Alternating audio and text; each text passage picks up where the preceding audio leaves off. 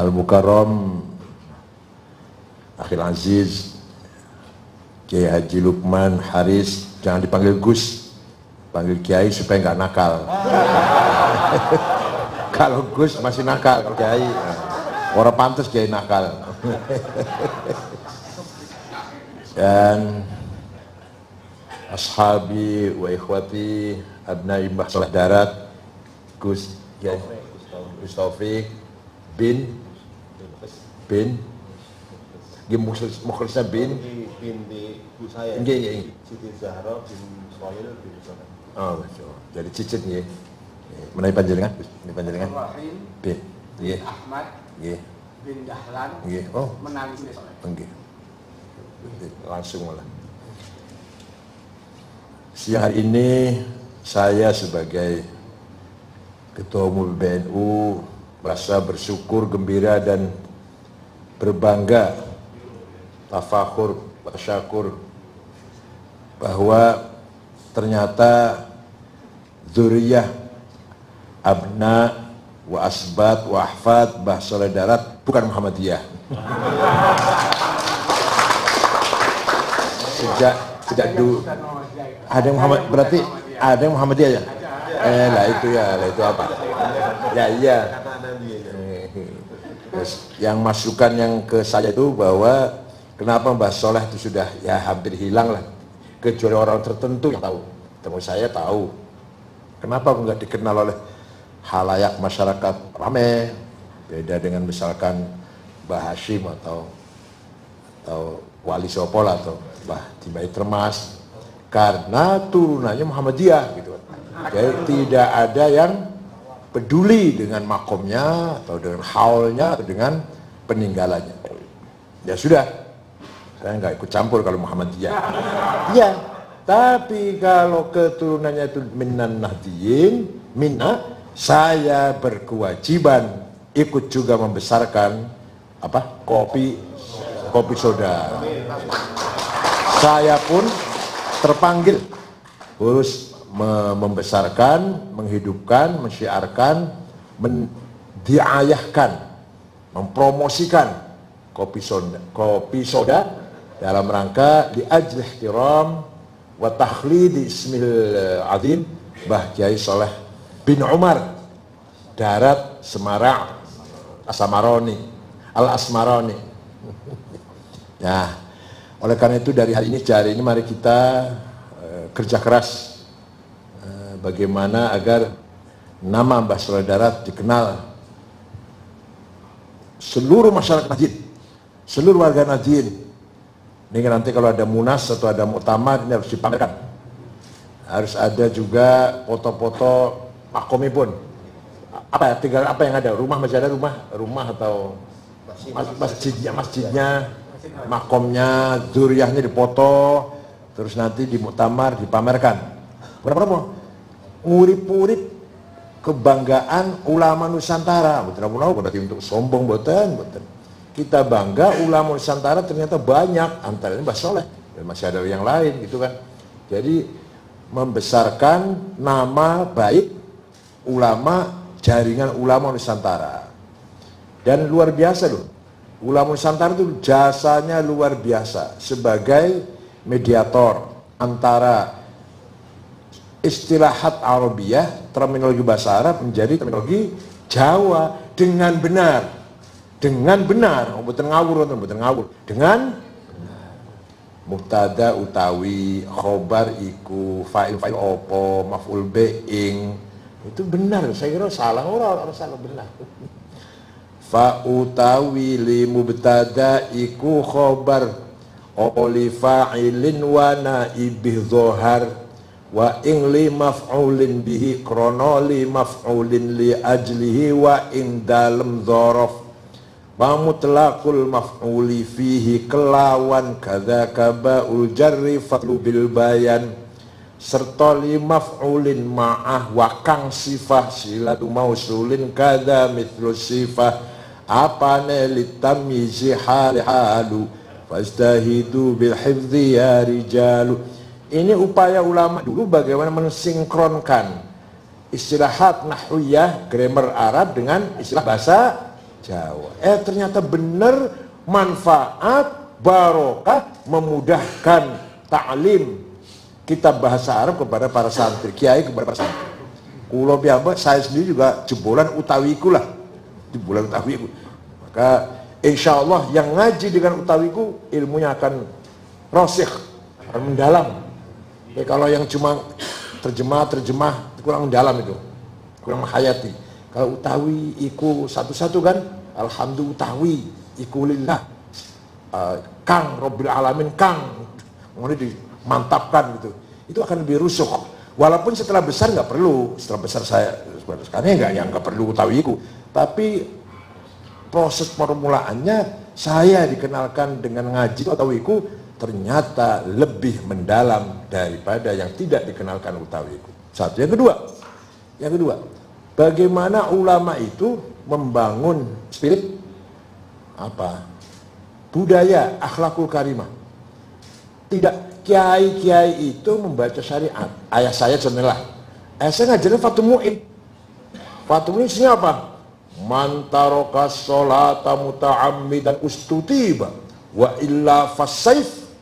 Barang siapa meninggalkan sholat dengan sengaja diperintah tobat, kalau nggak mau bunuh. Itu ya ayah saya ngajar gitu. Sulam Taufik delok wajan ayu zina mata, ngomong ke wajan sing enak, zina kuping, tangan mek zina tangan, zina kabeh. Dalam rangka menggembleng agen. Santri nanti akan jadi agen kan. Dalam rangka menggembleng bakal agent, agen-agen santri ini atau Islam wal Sunnah. Tapi kalau sudah dakwah keluar, saya tadi disebelahkan dulu, baru dibicarakan akhlak. Ayo ngaji. Masih males, ya seminggu sekali. Masih belum sempat, ya sebulan sekali. Monggo sholat. Repot banget, kerjanya berat. Ya sehari semalam ada sholatnya, nggak blank banget. Puasa Ramadan, ayo puasa. Kok berat rasanya, kerjanya berat. Puasa nggak sanggup lah. Ya asal sebulan ada sholat, ada puasanya. Entah 3 hari, entah 5 hari. Itu ayah saya udah dakwah seperti itu. Monggo belajar baca Quran, syukur tiap hari belajar, walaupun sudah tua lah. Nggak bisa seminggu sekali, nggak bisa sebulan sekali, nggak bisa. Wis nek arep turun delok Quran, tangi turun delok. Dalam hati saya ini ayah saya kalau sama orang murah banget, sama anaknya galak banget. Sama anaknya sholat pakai baju pendek aja nggak boleh. Saya itu baju pendek aja nggak boleh sholat. Apalagi nggak pakai kopiah lagi. Langsung tempeleng, ditempeleng. Kalau nanti sholat mboten nggak pakai kopiah, tempeleng. Padahal kopiahnya ada loh, kopiahnya diambil nempeleng kepala saya, kopiahnya ada. Walhasil ini bagaimana cara Kiai mendidik masyarakat. Syariat itu nantilah, bicarakan nanti. Syariat itu genteng. Kalau akidah itu fondasi, syariat itu genteng lah. Pagar keliling ini adalah akhlakul karimah. Ternyata benar. Ternyata aku benar. Betul salah nih Bu. Ternyata aku benar. Jadi membangun martabat bangsa itu akhlaknya, bukan syariatnya. Paham betul? Wa innamal umamul akhlaqu ma baqiyat fa inhumu dhahabat akhlaquhum dhahabu. Martabatnya sebuah bangsa tergantung akhlaknya. Kok tidak mengatakan wa innamal umamul adyanu ma baqiyat? Martabat bangsa tergantung agamanya. Enggak. Contoh, nggak usah kaget dong, jangan kagetan. Mulai. Martabat bangsa bukan agamanya, tapi akhlaknya. Contoh nih, orang Jepang, akidahnya nggak jelas, Yahudi bukan, Kristen bukan, Islam ya bukan, Hindu bukan, Buddha bukan, Konghucu bukan, namanya Shinto. Akidahnya nggak jelas, kitab suci yang nggak jelas, nabinya nggak jelas, apalagi syariatnya, apalagi ibadahnya nggak jelas. Tapi kok bermartabat ya, akhlaknya. Tidak ada korupsi, tidak ada kriminal, tidak ada pembunuhan, perampokan, penggarungan, pemerkosaan. Soalnya bodoh usah diperkosa. Ya, walhasil nggak ada perkosaan, nggak ada perkosaan. Aman, tentrem, nyaman. Swedia, Orang sudah jenuh beragama, sudah bosan ngomong agama. Swedia tuh, ya badan resmi Kristen, tapi ya gereja kosong kalau hari Minggu tuh, kosong gereja. Nggak ada orang sholat, nggak ada orang sembahyang. Aman, tentram, nggak ada korupsi, keadilan merata, siapapun, hukum untuk semuanya, kesejahteraan, nggak ada namanya perampokan. Presiden keluar malam-malam yang ngawal cuma 2 orang, yang sama dengan saya lah, keluar dengan pagar nusa 1 paling. Akhlaknya itu bermartabat sekali. Nah, sekarang bandingkan. Akidahnya baik, syariatnya baik, akhlaknya bejat, orang Arab. 40 tahun perang saudara, saling membunuh. Di Irak itu sudah 1,5 juta nyawa hilang. Podo Islam sama Iraknya.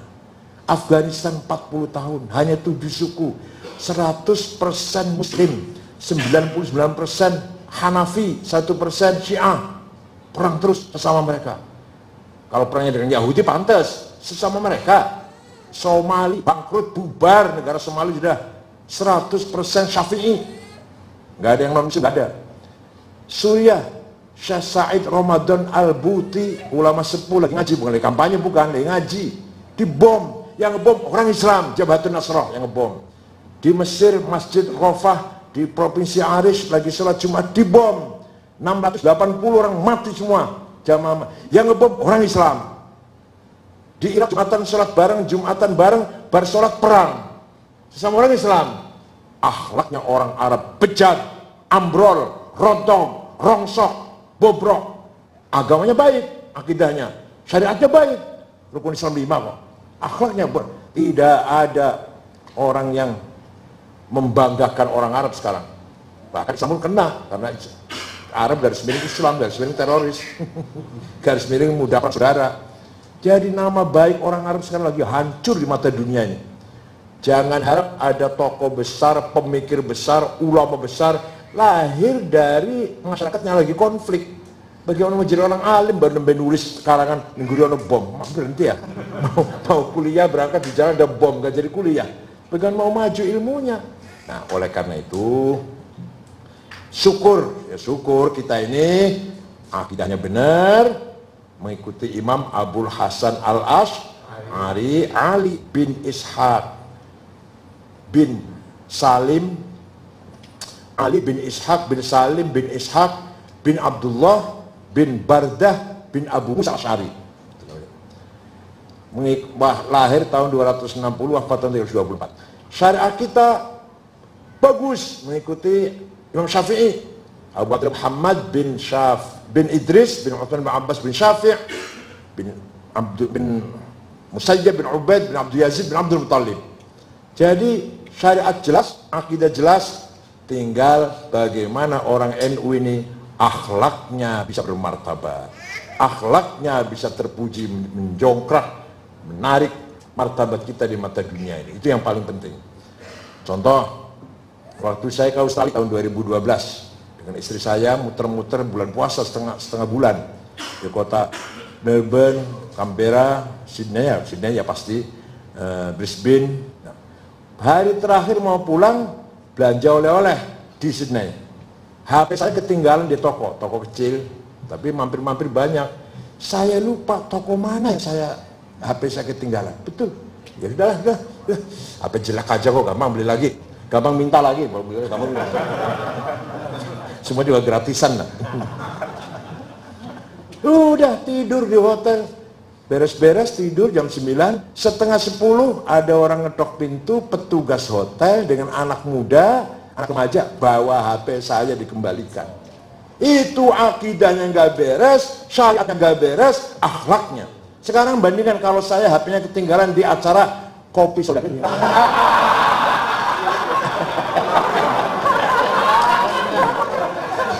Kira-kira dikembalikan nggak kira-kira? Kira-kira.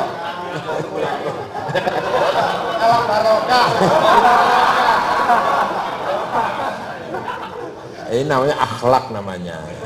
Jadi martabat bangsa tergantung akhlaknya, bukan akidahnya, bukan syariatnya.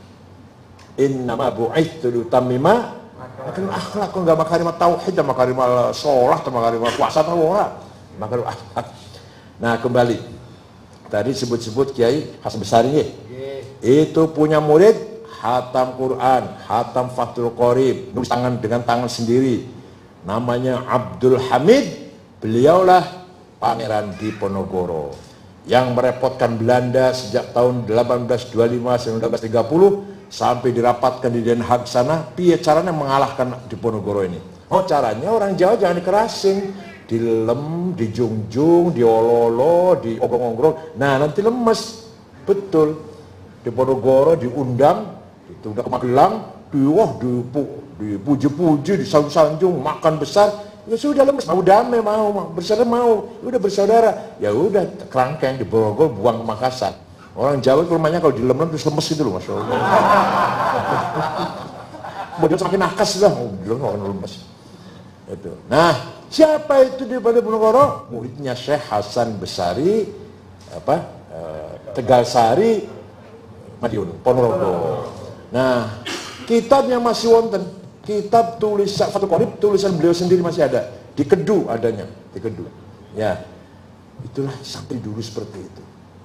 Bahkan ketika Gubernur VOC yang bernama Supleman Cornelius menyebarkan candu, semua kerajaan canduan semua. Memang candu sengi sore kan narkoba, sengi sore. Ya kayak rokok lah, rokok. Enggak, seatasnya rokok, sebawahnya narkoba. Semua keluarga elit priayi nyandu semua. Kalau duduk malam-malam ada acara pasti ada candunya pasti. Makan-makan pertemuan ada. Ya kita seperti ada rokoknya lagi kalau kita sekarang. Kecuali tentaranya Pangeran Diponegoro tidak kena candu. Ya, ketika semua sudah kecanduan, semua lembaga-lembaga, kerajaan-kerajaan, keraton-keraton bisa kemasukan candu. Kata orang Belanda sendiri menulis, kecuali pesantren tidak bisa kemasukan candu. Tahun 1905, Belanda menggunakan politik etis, politik yang berakhlak, karpe maksudnya. Apa? Semua rakyat Indonesia pribumi boleh sekolah. Tadinya nggak boleh, yang sekolah cuma priayi. Yang pribumi bersekolah, waduh berakhlak, Belanda ini berakhlak. Ternyata tujuannya jahat, agar orang Islam Indonesia sekuler, gak kenal agama, sekolah sampah agama. Maunya itu, kecuali pesantren yang tidak kemasukan sekularisasi. Nanti konsep sekularisme Belanda ini didukung oleh Sultan Takdir Ali Syahbana, ditentang oleh Ki Hajar Dewantara. Siapa yang Dewantara itu? Bapak Pendidikan Nasional ing ngarso sing tulodo ing madyo Ngonkarso Tutwuri Handayani. Siapa itu? Namanya Suwardi dari Prambanan. Muridnya Kiai Zainuddin Sulaiman, Klaten Prambanan. Ini santri juga. Jadi kalau kita bicara santri tidak luar biasa. Komunitas yang berakhlak, komunitas yang berbudaya. Oleh karena itu ketika kita bicara, mari kita pertahankan jaga NKRI, bukan hanya geografi, bukan hanya batas wilayah, bukan. Tapi yang penting apa? Akhlaknya, budayanya, jati dirinya, karakternya. Apa karakter santri itu? Harmonis dengan budaya. Kita beragama Islam, itu dengan budaya harmonis. Beduk tadinya untuk musik goyang kerawang. Jadi supaya egal berbokongnya itu mantap, dikasih beduk gitu kan. Goyang kerawangnya dibuang, beduknya pindah ke masjid. Ya Allah, luar biasa. Dan lain-lain lah, dan lain-lain. Selamatan agama tahu apa yang bersifat bertentangan, yang sifat syirik dibuang, diganti istighotha. Namanya itu nadran. Jemput Dewi Sri, Dewi yang menjaga tanaman. Kalau mau panen supaya padinya aman, namanya Dewi Sri, isinya istighotha istrinya. Nama doa Dewi Sri, isinya istighotha. Gak kayak dulu jogedan, enggak. Apakah ada? Dulunya ada? Ada. Ketika para sahabat menyebarkan Islam ke timur, masuk ke Persia, melihat ada bangunan tinggi, orang Arab kaget. Yo, di Madinah nggak ada, di Mekah nggak ada. Ternyata di atasnya ada api, apinya disembah. Agama Zoroaster namanya, Majusi. Kitab sucinya namanya Avesta Sandinista, kitab sucinya. Maka orang Arab mengatakan, hadhihi manarah, ini tempatnya api. Apinya dibuang, menaranya dijadikan monumen masjid. menara dari Majusi. Dikira jadi Kanjeng Nabi apa? Bid'ah menara itu. Di Saudi aja. Di Saudi ada bid'ah itu. Kemudian Khalifah Abbas Abu Ja'far Al-Mansur, Bakar Rashid, sakit perut, cari dokter Arab yang nggak ada, paling ada dukun sembur paling. Ada dokter beragama Majusi, namanya Jirjis bin Bakhtiyasyur. Diangkat jadi dokter khalifah, menyembuhkan khalifah, sehat. Diangkat jadi dokter khalifah di keraton, dipercaya membangun rumah sakit. Pertama kali ada rumah sakit di negara Islam, bikinan orang Zarwasal, namanya Jirjis Bakhtiyasyur. Nama rumah sakitnya bukan Mustashfa, itu rumah sakit Pacitan, maling Termas, Basarab. Ini enggak. Abu Ja'far Al-Mansur memberi nama rumah sakitnya tetap bahasa Persia, Bimaristan. Gak usah diarabkan Mustashfa. Karbara benar apa? Ya kalau kita di sini rumah sakit, kan gak usah Mustashfa lah, rumah sakit aja. Begitu pula ketika sahabat menyebarkan Islam ke perbatasan Romawi, ke Diyarbakir. Diyarbakir sekarang Turki Timur lah. Diyarbakir dulu namanya. Melihat gereja, pakainya kubah, masuk gereja, bagus banget ya bangunan ini, nggak ada tiangnya. Lah kalau masjid itu bagus, safnya tidak putus, tidak terganggu kena tiang, sholatnya dulu. Maka kubah ditiru untuk membangun masjid dari gereja. Dikira dari Madinah Mekah, dari menara sampai sekarang namanya menara, tempatnya api. Tapi sekarang itu, tapi apinya sudah nggak ada.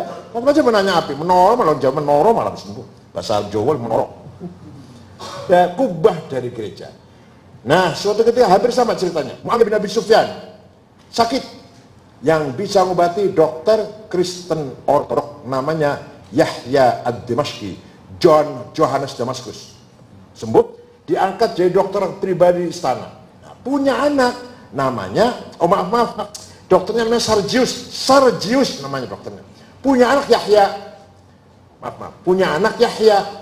Yahya tidak mau hidup dengan bapaknya di Islam Muawiyah, nggak mau, keluar, malah tinggal di kota Ramallah di Palestina, membikin pesantren, lembaga pendidikan. Ngajak apa? Ngajakan kategori 10, makulatil asyara, Zaidut Tawil, Abiyadu ibnu Maliki, fi baitihi bil amsi kana muttaqi, biyadihi saifun lawahu faltawa, fadhihi makulatun ashrun sawa. Substansi, kuantiti, quality, relasi, time, place, posisi, aksi, dan reaksi, to have. Itu kategori 10. Tapi waktu saya ngaji di Lirboyo rupanya mukianya paham tau, mukianya paham. Zaidun utaiman Zaid iku atawilu doglom, al abyadu kulite putih, dhuwur al abyadu kulite putih, Ibnu Malik anake man Malik, fi baitihi ning jero umah bil amsi wingi kana mutaki tetongkrong, biadi saifun tangan nyekel golok, lawahu bengkok akan sopo Zaid ing golok, falta mengko dadi bengkok opo golok. Waktu ngaji saya nggak paham belas itu opo. Ternyata itu kategori 10. Siapa dia? Oh dia Gus Dur misalkan, atau dia Ibu Megawati apa? Siapa dia? Gus Dur. Kayak apa? Posturnya, kuantitinya, apa tingginya atau apa? Kualitinya apa? Kualitasnya seperti apa? Pintar, cerdas. Hubungannya dengan orang lain gimana? Oh dia presiden, pemimpin negara. Kapan? Presiden mana? Indonesia. Kapan? Tahun 2000. Gimana posisinya? Kuat. Dia punya apa? Dia punya biadi saifun, tangannya kelgorok. Punya apa dia? Punya NU, punya kekuatan NU. Terus dengan kekuatan itu apa? Berbuat apa? Aksi. Terus setelah Gus Dur beraksi, apa reaksinya? Reaksi infial. Jadi jauhar, kamiyah, kaifiyah, malah kalau bahasa saya lupa malah. Apa? Kalau saya tahu lah, substansi, kuantiti, quality, posisi, relasi, time, place, to have, aksi dan reaksi. Itu namanya kategori 10. Itu diajarkan kepada pemuda-pemuda Islam oleh siapa tadi? Yahya yang beragama Kristen Ortodok. Begitu pula pertama kali orang Islam diajari jenis, fasal, nau, muqaddimah sughra, muqaddimah kubra, natijah, qaul syarah, had, rosem. Itu Yahya Dimashqi ngajari orang Islam. Jadi ilmu mantek, ilmu kategori syarah orang Islam berguru dari orang Kristen Ortodok. Paham betul? Ini namanya budaya, namanya budaya. Thaqafah namanya. Dari mana saja? Agama dari Kanjeng Nabi, ilmu dari mana saja. Contoh supaya lebih jelas, supaya lebih gamblang, dan ojo kagetan. Dari Semarang, dari Surabaya mau ke Jakarta naik bis. Ada bis supirnya hafal Quran, sholat, baru iso nyupir 2 minggu. Ada bis Batak Kristen makan babi, tapi nyupir 15 tahun. Naik bis mana? Ada dokter terkenal. Kayak dokternya istri saya waktu ngoperasi 2 lutut. Istri saya 2 lutut dioperasi, diganti titanium lah. Dokternya namanya Nicholas, orang Katolik, tapi terkenal, mahal terkenal, dan biasa ngoperasi di luar negeri, Dubai, di Jeddah, di mana-mana ngoperasi. Lihat dari bangsa Islam, orang pati pinter. Milindaya. Ini namanya thaqafah, namanya hadarah. Ilmu dari mana saja, kemajuan dari mana saja kita Oleh karena itu, agama kita, akidah dan syariah dari Arab sama. Akidah kita sama, syariat kita sama. Ketika budaya akhlak, kita lebih mulia daripada orang Arab. Sekarang ya saya ngomong saya kok. Orang Arab harus belajar dari NU. Makanya tamu-tamu dari Arab ke sini semua pada tanya apa itu. Heran, NU itu mayoritas, tapi kok melindungi minoritas.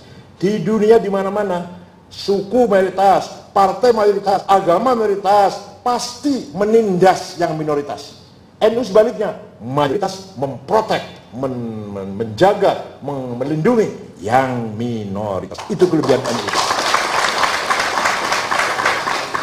Kita justru berkewajiban malah melindungi yang minoritas. Katolik, Kristen, Hindu, Buddha, Konghucu, kita lindungi semua. Dharma Gandul, Sabto Dharma, Bodoloco, Sambelun, Subud, Kaharingan, Kapitayan, Karuhunan, Sunda Wiwitan, Parpaling, kita lindungi semua. Artinya kita hormati.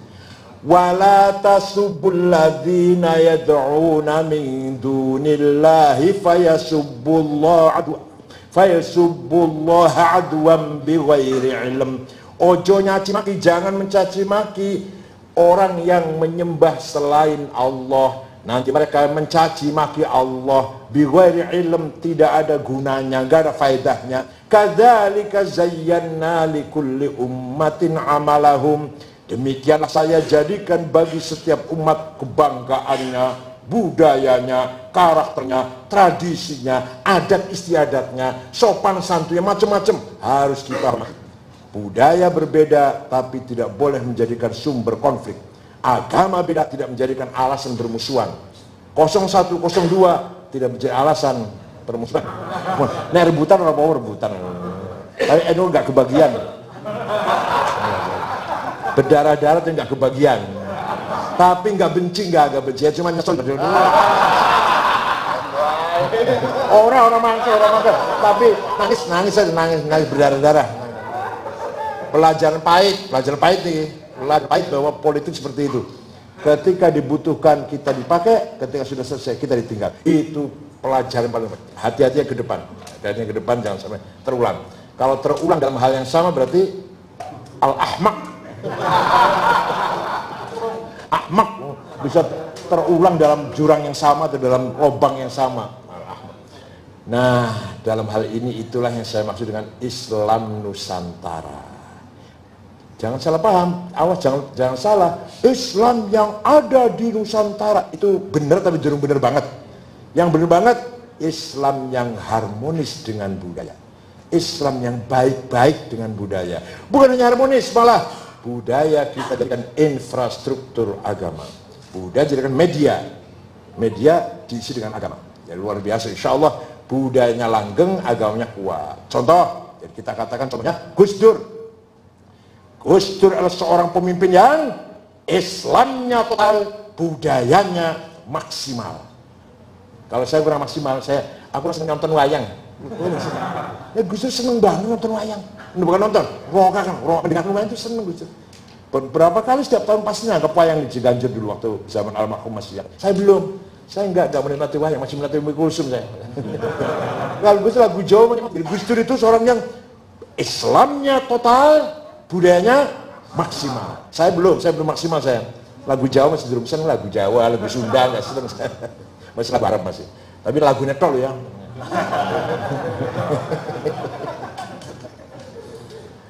Islam Nusantara sekali lagi. Budaya yang harus dengan agama atau agama gitu. Walimatul khitan di Arab nggak ada. Kita lu diwalimai, rame. Di sini masya Allah bocah disunati, dikelilingkan dulu di desa itu. Nanti tamu ngasih duit semua, memperbesar hatinya anak yang akan dikhitan. Di Timur Tengah nggak ada itu. Khitan nggak diwalimah. Kalau nikah besar-besaran, halal bihalal dari istana sampai RT. Acara seremonial halal bihalal. Kalau di Arab silaturahim nggak ada acara halal. Maka orang Arab walaupun itu bahasa Arab, keto bahasa Arab kan halal. Orang Arab nggak mudeng juga. Di kaum muslim nggak ada halal bihalal. Walhasil itulah kelebihan Islam Nusantara. Termasuk Islam Nusantara adalah karya ulama Nusantara. Saudari Mampituduh di sini mengumpulkan berapa? Ada berapa? Pak Satiri. Ada berapa Imam Mampituduh mengumpulkan naskah 2000-an. Ada dari Buton, bahasa Bugis. Ada dari Aceh, bahasa Aceh. Walhasil dari mana-mana. Ya, ini bahasa Jawa semua ya? Berapa? 15. Karya. Geng. Bila perlu yang ini hikam itu dibahas di apa? Hikam ini diterjemahkan Indonesia. Ini bagus sekali sih. Di Indonesia kan. Ini Munjiat ini dari Ihya, Rubu'ul Munjiat dan Rubu'ul Muhlikat. Rubu'ul Muhlikat, syirik, hasud, adawah, baghdha, su'udon, sum'ah, riya, nujub. Rubu'ul Munjiat, taubat, wara, zuhud, tawakal, ridho, syukur, sabat, tumakninah. Ini di Indonesia kan, bagus sekali ini. Ini kan ciplikan dari Ihya sebenarnya. Ada yang bagus lagi. Apa ini? Oh, manasik haji wal umrah. Ini ya. Tapi kalau ini banyak sih, ini banyak. Yang jarang orang punya itu. Ini Minhajul Azkiya, Ma'rifatul Azkiya. Ini karangan Syekh Zainuddin Malibari, Fathul Mu'in, Fathul Mu'in. Ini penting ini di Indonesia kan. Kalau manasik umrah banyak sudah yang ngarang. Jadi mari kita pelihara, kita jaga, kita lestarikan Islam Nusantara, Islam yang harmonis dengan budaya. Sampai-sampai bahasa Arab menjadi bahasa Nusantara Indonesia sudah lebih dari 3.000. Majelis, musyawarah, wakil, rakyat. Masya Allah, Arab kami itu. Majelis, wakil, musyawarah, rakyat. Hakim, hukum, mahkamah, adil, zalim. Arab kami itu. Sahabat, karim, akram, zaman, waktu, saat, zaman, waktu. Masya Allah. Jadi kalau ngobrol 10 menit bahasa Arab keluar semua. Ya habare. Piye habare bahasa Arab habare. Baik-baik, alhamdulillah. Lah, menurut akalmu, akal bahasa Arab. Menurut pikiranmu, pikir bahasa Arab wis. Masalah ini mana yang baik? Masalah bahasa Arab. Coba menurut akalmu gimana? Masalah ini yang benar gitu. Masalah bahasa Arab. Coba. Ya. Ayo kita bermusyawarah yuk. Musyawarah bahasa Arab. Kita berpikir bareng-bareng, berjamaah. Apa ini berjamaah bahasa Arab banget, Bro. Walhasil itulah budaya Islam Nusantara. Alhamdulillah, saya ikut bangga bersyukur. Insyaallah kalau pertemuan akan datang di koordinasi dengan sekretariat tuh loh. Pak Mas Andi, pertemuan sebenarnya harus ada makan siang sebenarnya ini. Oh, puasa semua ya? Puasa ya? Apa? Apa kerso? Ya, iya, nggak ada koordinasi. Koordinasi dengan sekretariat yang akan datang, insya Allah kita siapkan ya, supaya cuma nggak kelihatan puasa itu, nggak kelihatan ngirit. Selamat atas kopi soda. Mudah-mudahan komunitas pecinta Mbah Soleh Darat, Kiai Soleh Darat, ulama besar, Guru Mbah Syekh Asy'ari, Guru Mbah Dimyati, Mbah Mahfud juga, Mbah Mahfud, Mbah Dimyati, Mbah Dahlan Muhammadiyah, katanya kalau Raden Kartini juga. Tanya Ajeng Kartini, ya Allah ini harus, kalau saya keluarkan syairnya nanti enggak enak nanti ya. Ya jangan lupa. Jangan keluarkan. Wasyarul alamin itu komunitas enggak usah keluarkan lah, enggak usah. Mudah-mudahan ke depan monggo kita hidupkan Mbah Soleh Darat, makomnya, peninggalannya, syukur-syukur ada pesantrennya. Syukran wa dumtum fil khairil barakati wa najah wa lahfadkum min ahad wal afat wal mahal wal fitan wa yakhud baidikum lima fi salah wal khair wal barakah wa huwal muwaffiq lakum at-thariq. Wassalamu alaikum warahmatullahi wabarakatuh.